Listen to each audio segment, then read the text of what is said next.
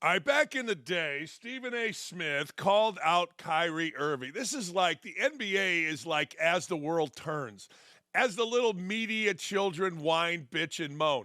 All right, I'm going to do something different than the rundown. I'm going to show you first Stephen A. Smith calling out Kyrie Irving back in the day. Now, you got to understand. Oh, my God, if you're on TV and you got a camera in front of you and you got a show, you know all things. Stephen A. Smith knows all things. Kyrie Irving knows nothing, but here's Stephen A. Smith talking about Kyrie Irving back in the day, a throwback. Let me say this.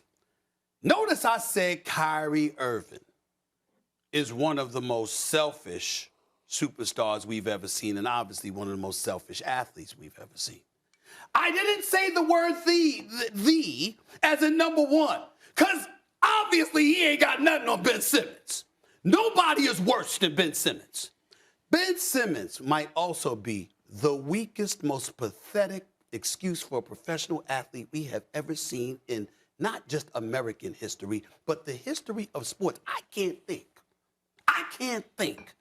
of a professional athlete that has come across more pathetic than this man. Friday on Countdown. What did I say? They came out with the news. They said Ben Simmons going to play game 4. I said, excuse me, it's 72 hours from now. I'll wait. I'll wait. I said, I'll wait. It's 72 hours from now. Come to me Monday, because that brother ain't playing. There you go, man. Honest to God, how stupid is that? But anyway, he is popular, and so we have to pay attention to him, I suppose. So Kyrie Irving gets called out, and obviously Stephen A. Smith couldn't be wrong. He is wrong, couldn't be more wrong. He's slandering a guy while sitting on his fat, unathletic ass in a studio in front of a camera, debating. That's what you get to do while you call these guys that have actual talent. You call these guys selfish and the worst and everything else. It's ridiculous to me. Well, I think we've seen a different side of Kyrie Irving. I think we have. Now, Kenny Smith seems to be the voice of reason on the Inside the TNT show, or Inside the NBA show on TNT. I don't know what the hell's going on in my brain. Anyway, after Smith, the other day, he got a little ticked off at Smith got ticked off at Smith. Let me follow you here. Kyrie Irving gets ripped by Stephen A. Smith. I don't know where my brain is today. And Kenny Smith's like, yeah, that's stupid. Here's what Kenny Smith had to say. I've never said it to Kyrie, but I've said it to Stephen A. Because at one time, Stephen A. was an advocate about having a battle with this guy, meaning Smith wanted to have a battle. Could I screw this segment up more? I don't think so. I had to call Stephen, and I'm like, look, this guy's from our neighborhood. So what?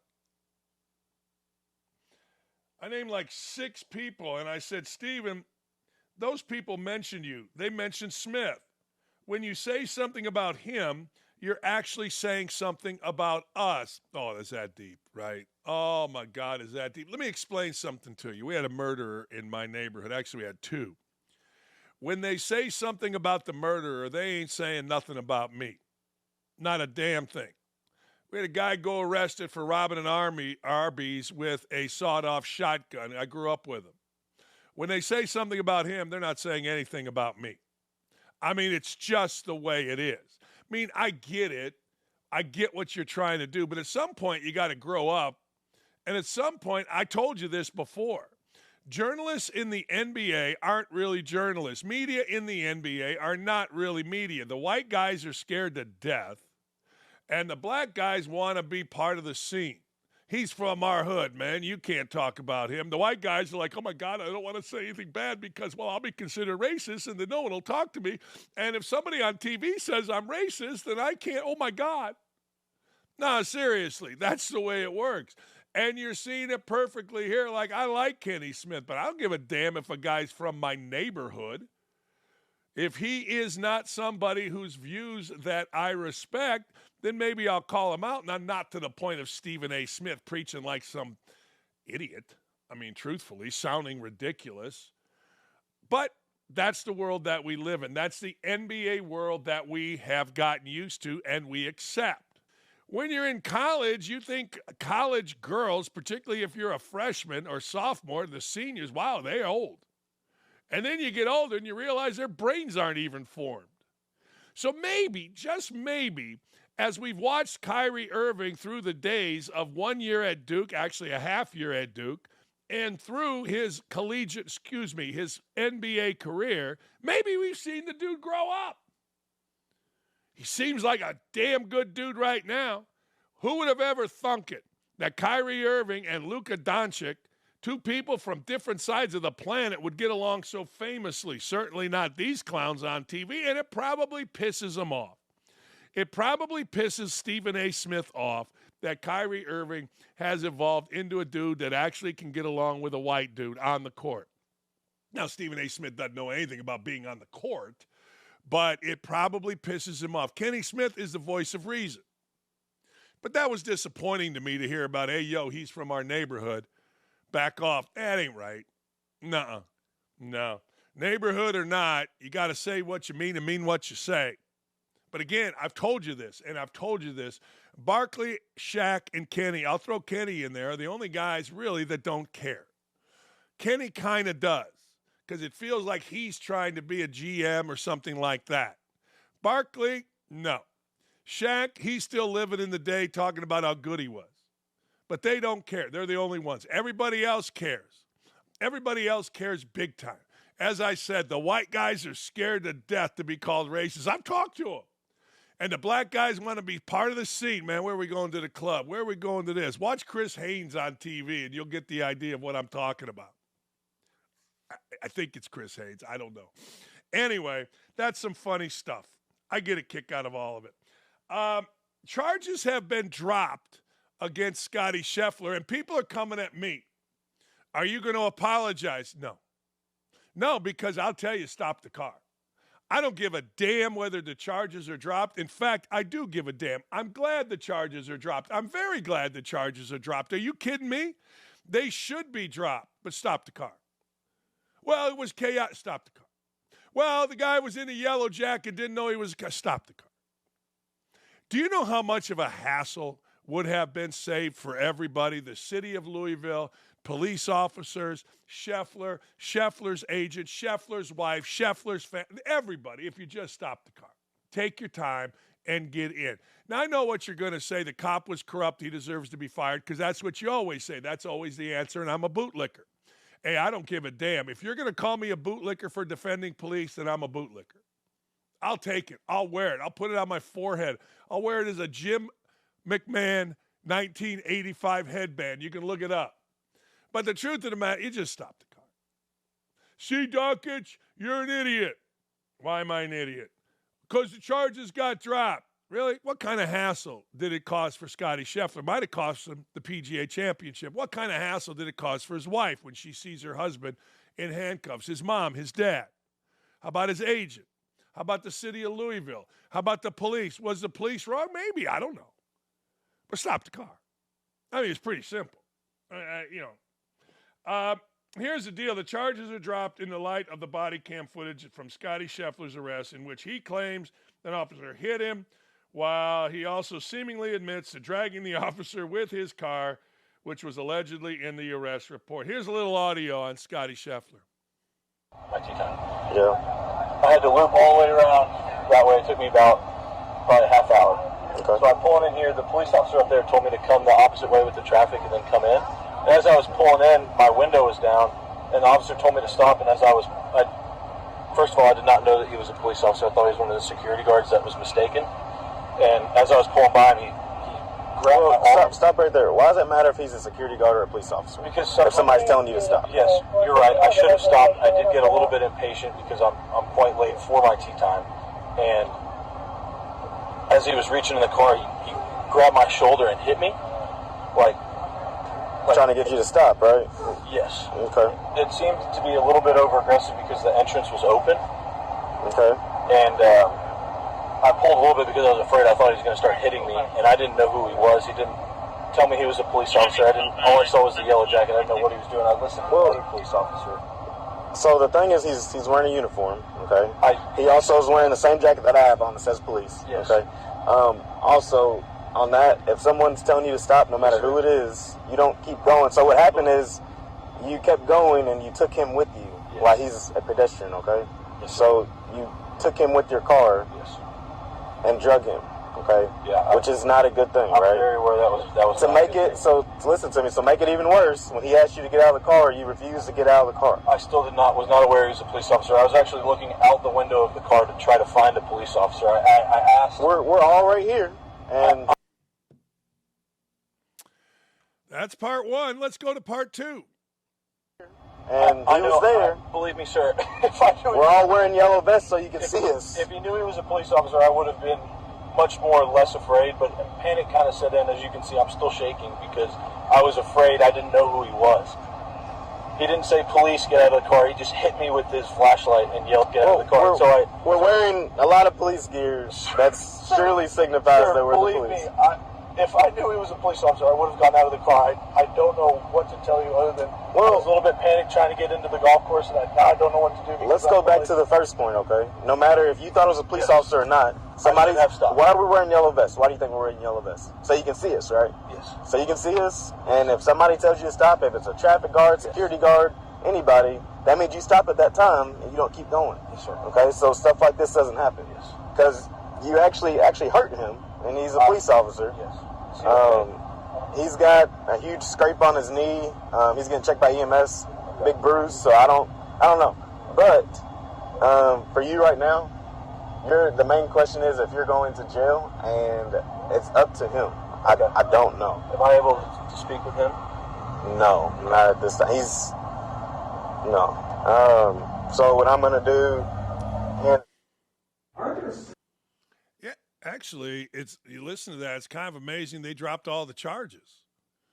I mean, rich dude gets a rich lawyer. I get it, and that lawyer was loud, right? And Louisville police have had problems before, but I had a chance on last Friday, to do my afternoon show from IMS and Indianapolis Motor Speedway, and I was in this room doing the show. It was right on the start-finish line. It was actually great. Big window. Bunch of police officers were in there. And as I was saying about Scheffler, just stopped the car, they're all nodding. I had one of them come on the air. They're like, look, we don't like the situation either. But you stop the car, we figure it out, and away we go. I mean, that's pretty simple. So get on me all you'd like. Get off of me all you'd like. Say I'm right, say I'm wrong, say anything in between. I don't care, but you stop the car, and the police officer's right. Why are they wearing yellow vests? I mean, it's not like he's in the hood.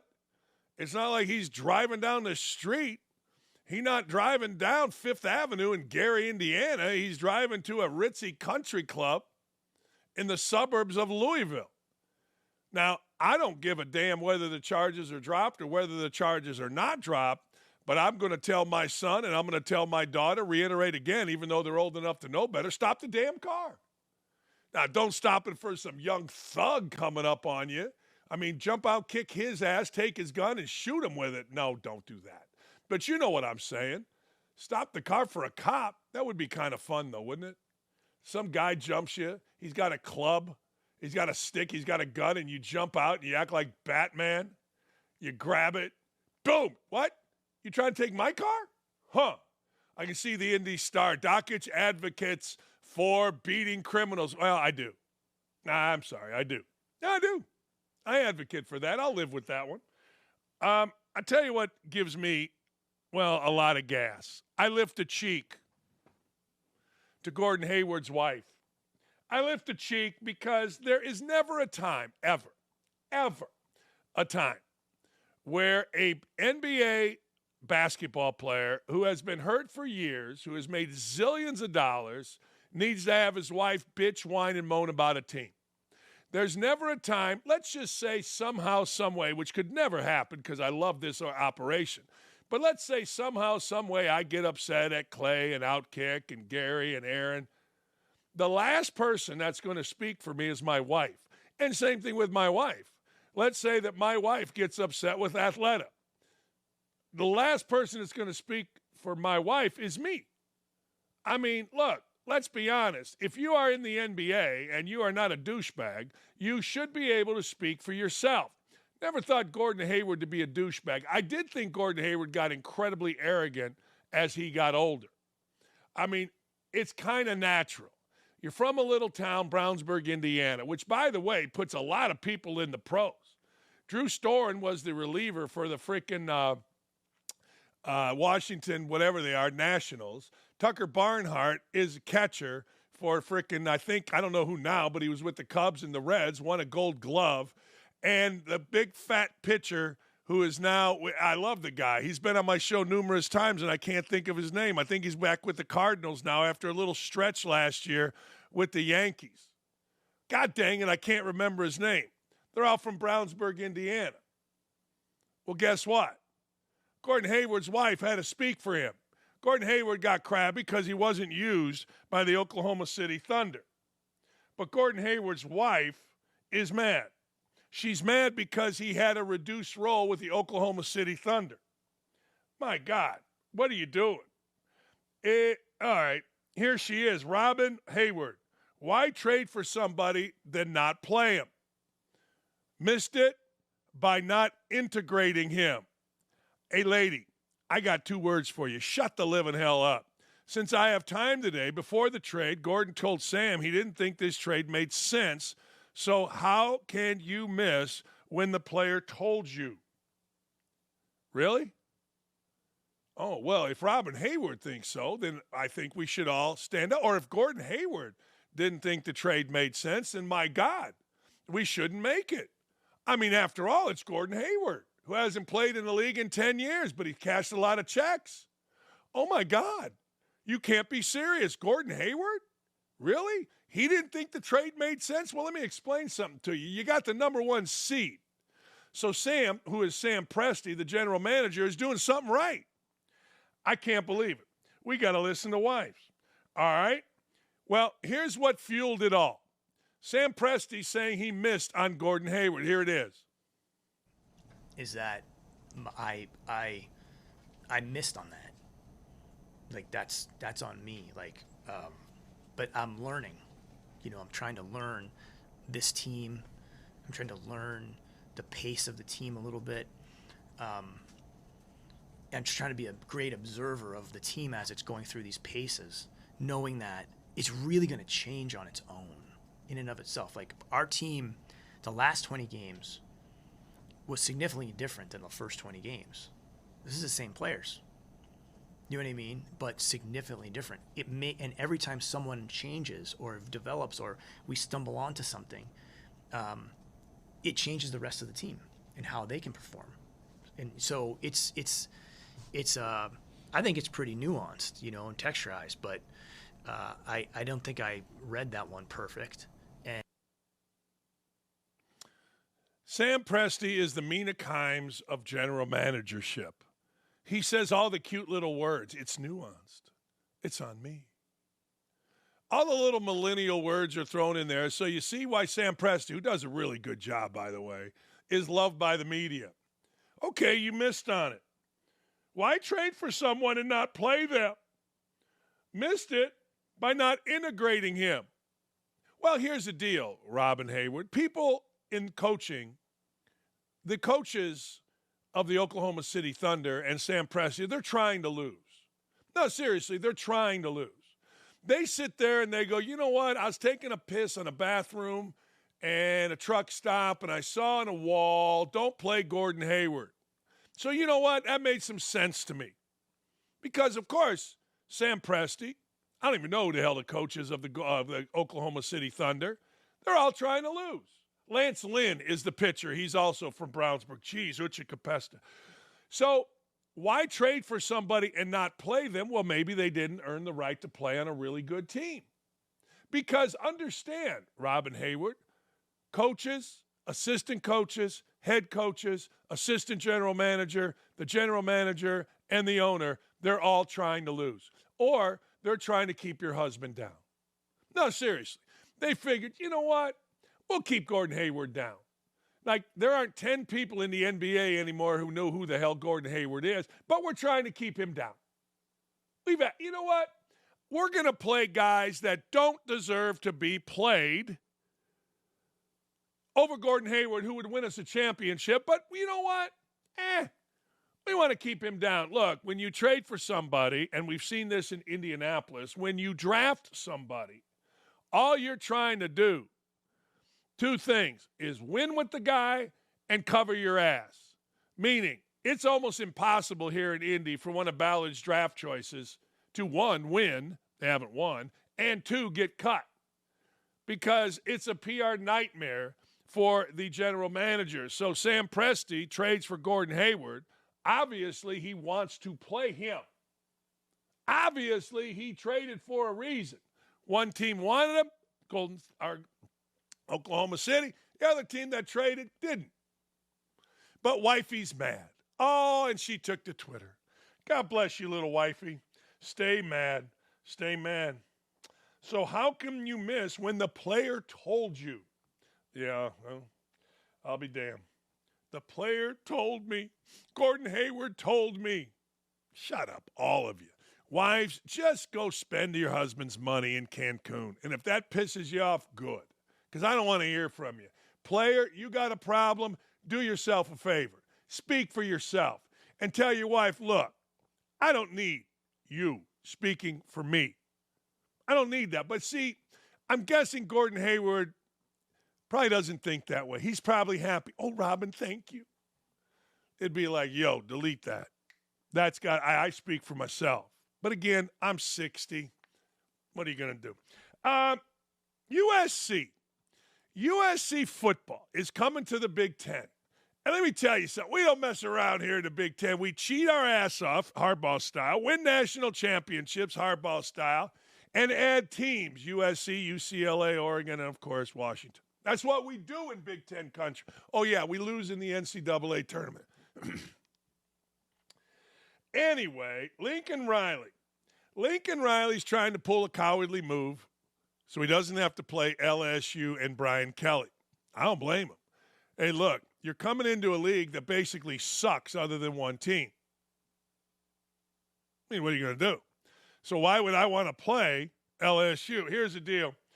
SDS reported that Lincoln Riley's program tried for nearly 2 years to find a way out of the contract to play LSU in Vegas because he didn't want to face the Tigers. Okay. USC reportedly even offered LSU different opponents to replace the Trojans.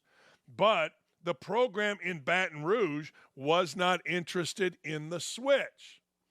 See, this goes on a lot, though. Like, I asked Calipari, why don't you play Indiana? He goes, I'll play Indiana next year, but not this year. He had a bunch of seniors at Indiana. Guys are smart.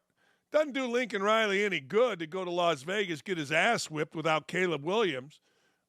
Just my thought. That's how Lincoln Riley's thinking. But here's the other school of thought. Hey, yo, Lincoln, you got more money than you're ever going to spend. I mean, let me just make it personal here. You can play anybody in the world. They fire you for losing. Guess what they got to do? They got to pay you. But it's my career. Yeah, well, you'll learn. Coaching ain't all it's cracked up to be. USC is now in the Big Ten. It's a man's league. It's big boy football. It's one of America's two premier college athletic conferences. Fans crave major matchups between historic schools. Well, that's true. The Tigers and Trojans are both solid programs with passionate fans. This is the kind of early season game fans crave, and yet Riley apparently wanted a game to be dropped. Is he afraid of playing an SEC team? Is he worried the Trojans won't be any good? Yes and yes. I mean, it's a redundant question. The answer is yes, and the answer is yes. You don't want to lose because everybody's on your ass, and every coach thinks people on your ass is bad. People on your ass ain't bad. Look, hey, you're on my ass? Good. Hey, you, fire me. Still got to pay me.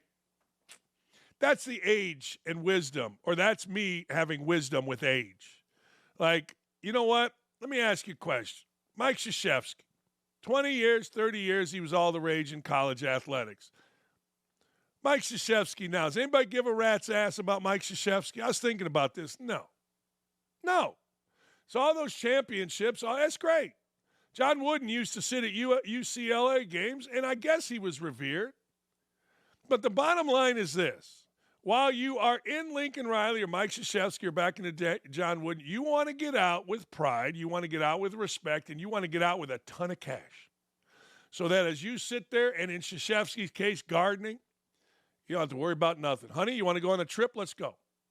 Honey, let's go build a new house in Aspen. Honey, have that hot personal trainer come over and stretch me. That's all that really matters as you get older. My father tried to tell me that when I turned down $3.5 million at West Virginia. I wasn't smart enough.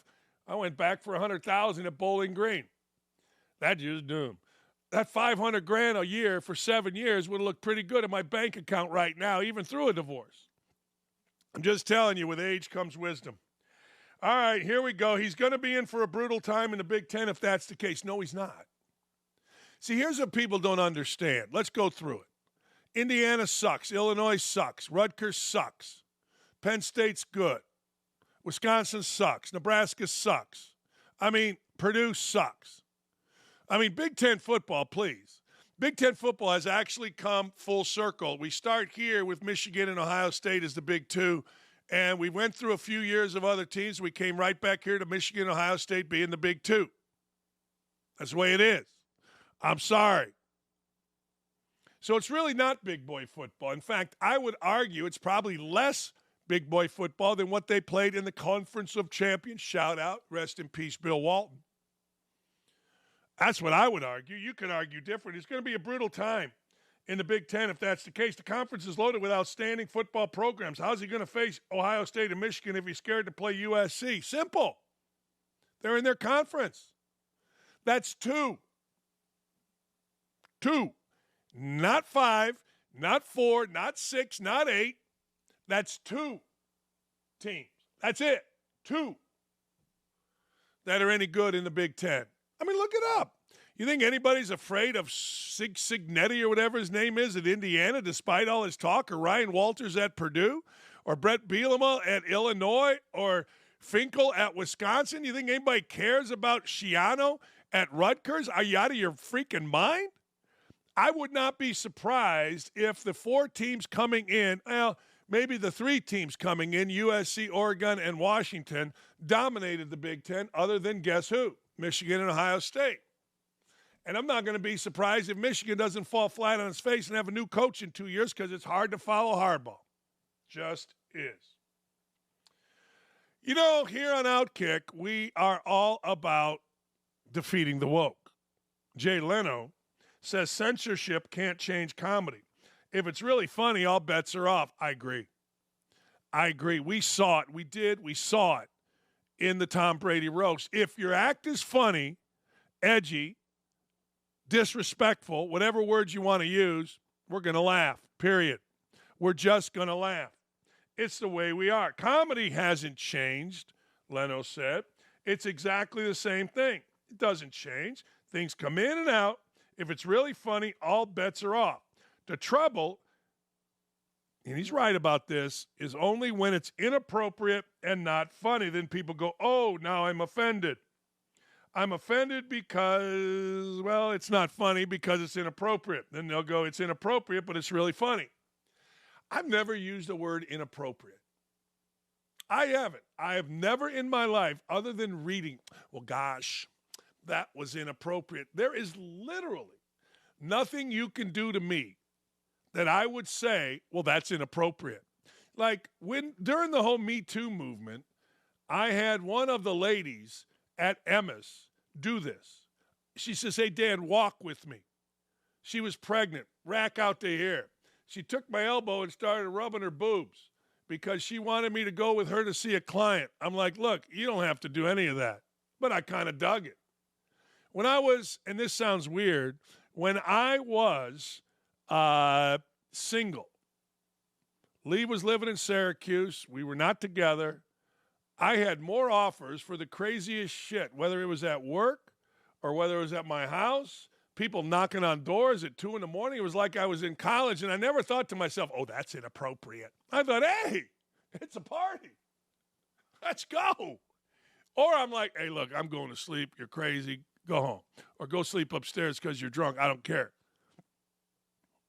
That's the way that there's nothing. Now, maybe I've done inappropriate things. I'm not going to tell you that I haven't. I'm kind of a wild man back in those times. Hey, get over it. But the truth of the matter is, he's right. If it's funny, It's funny. Yeah. I don't understand this one, but I like it. All right, what do we got here, Nick?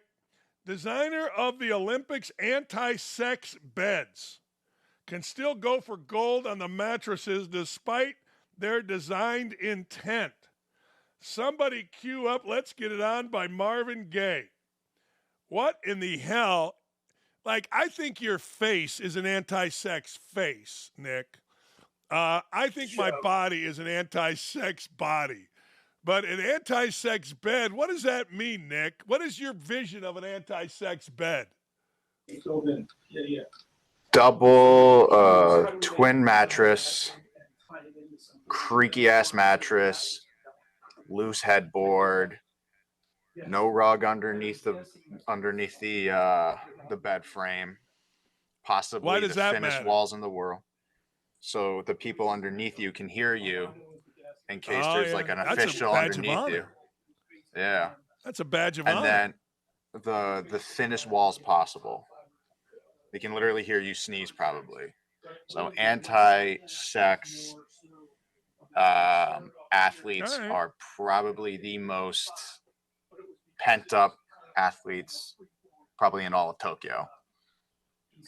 All right, here's what I'm reading here. Photographs of the twin-size mattresses made of polyurethane and set up on cardboard bed frames recently raised eyebrows, with many speculating they were designed to deter any amorous activity. When pressed to confirm whether or not the competitors can have sex on the beds, a rep for Thornton pointed to a statement originally given to the Japanese Time by Airwave CEO, whatever his name is. Sex is sex, whether it's on our mattresses or someone else's. Takanoa told the publication, we just wanted to create a mattress that is stronger than normal mattresses. We're only focused on sleep. We're not concerned with anything else that happens on the bed. Let me ask you a question. Why would anybody, like if I'm running an event like that, I don't give a damn if everybody has sex. What do I care, Nick? Why would I give a rat's ass if athletes are sneaking into each other's room and stooping? Why would I care? What do I care about that?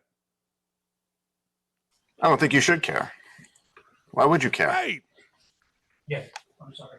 I don't think. I mean, I wouldn't care. I don't know. That's for damn sure. Look, if You I'm shouldn't the care. coach of, if Nick, if I'm the coach, if I'm coaching you, and we're in the Olympics, and you're trying to win the javelin, I'm like, look, dude, you got to figure this out. You know, if you're going to be stooping till 3 in the morning, and you know what, the first round of throws is at 8 in the morning, you're not going to win, and you wasted all your time getting here. You know what I'm saying? I mean, the coach I could see, but why does the Olympic Village give a rat's ass about who's throwing down? I mean, if I'm coaching you, Nick, I get it. They're probably not getting laid either, so they probably gotta drop it down. So if they're not getting laid, he's not getting laid. Oh man, if I ain't getting laid, ain't nobody getting laid. That's the Olympic model 2024. Exactly. I like it. I can't get mad at that. But you know what? This goes back to the sports festival. There used to be a thing called the sports festival. And basically it was the West, Midwest, South, and East got teams together and did a mini Olympics in the United States. And one of my teammates from college went. And he's like, man, I got to tell you, all we did was stoop. He goes, all we did was throw freaking down. I'm like, really? He goes, oh, yeah, see that girl that's playing at so-and-so? Did her. And I'm sure the girl is like, see that guy playing at Indiana? Did him. I mean, look, it is what it is. We don't need mattresses determining whether we can have the sex or not. We just need, well, let's be honest. How do you look? Hey, thanks for being here. If you're an OutKick fan, you know we give it to you straight. Here on Don't At Me, we have a ton of fun. More content right here. And while you're at it, sack the hell up and be sure to hit that subscribe button now.